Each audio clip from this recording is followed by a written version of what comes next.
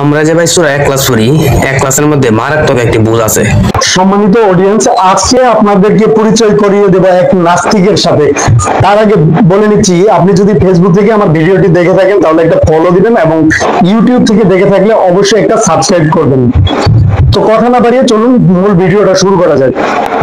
স্ক্রিনে যে ছেলেটিকে দেখতে পাচ্ছেন, সে আমাদের মহানবী আল্লাহ তাআলা কুরআন এবং হাদিসকে নিয়ে নানান মন্তব্য করছে, যা মোটেও কাম্য নয়। বর্তমানে মসজিদ তৈরি করা আর আল্লাহকে অপমান করা একই কথা।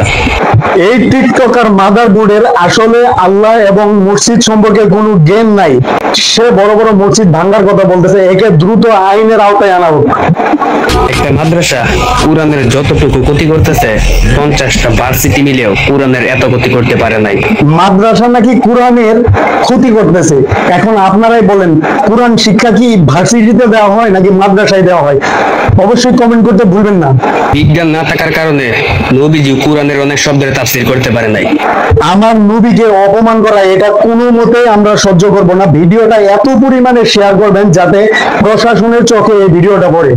যেখানে আমরা ঈদে মিলাদুন নবী পালন করে আমাদের মহানবী হযরত মুহাম্মদ সাল্লাল্লাহু আলাইহি ওয়াসাল্লামকে স্মরণ করি, আর এইটার বিষয়ে এই ছেলেটা কি বলে শুনেন।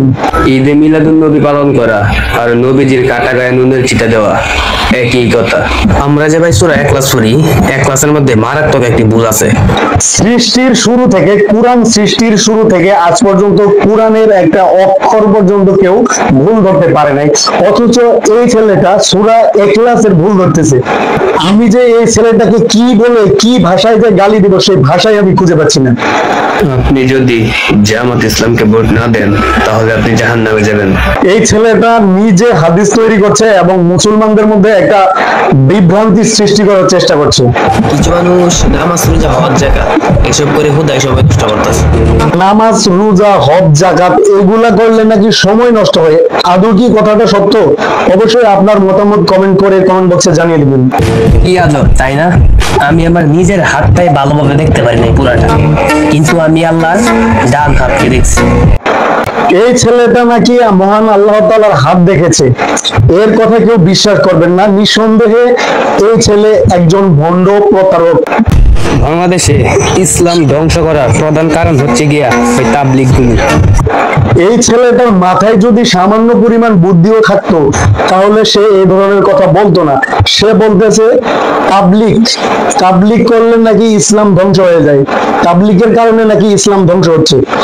সবশেষে আমি যে কথাটা বলতে চাই, আওয়াজ তুলুন, প্রতিবাদ করুন। ইসলামের বিরুদ্ধে, আল্লাহ তাআলার বিরুদ্ধে, কোরআনের বিরুদ্ধে কেউ কথা বললে আমরা মেনে নেব না। ভিডিওটা বেশি বেশি শেয়ার করে সবার মাঝে পৌঁছিয়ে দিন। ধন্যবাদ সবাইকে।